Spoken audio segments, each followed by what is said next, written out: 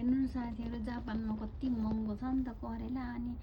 लगाएको त कस्तो राम्ररी फलेको कि कति धेरै हामी कति धेरै खाइसक्यौँ यत्रो यत्रो हुन्छ कि एक साग सक्छ दुईजनालाई अनि करेला चाहिँ राम्रो हुँदो रहेछ कि कति महँगो छ सुपाहरूमा किन्नको लागि है टमाटरहरू मस्तै फलेको कि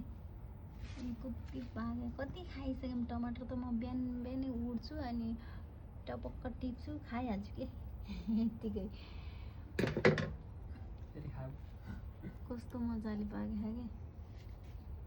सबै त नटिप्ने होला है कतिवटा खोर्सानी पनि हेर्नु त कस्तो मजाले फलेको छ जस्तै छ नि टिप्नु पर्यो नि त ठुल्ठुला मात्रै टिप्नु हो अहिले त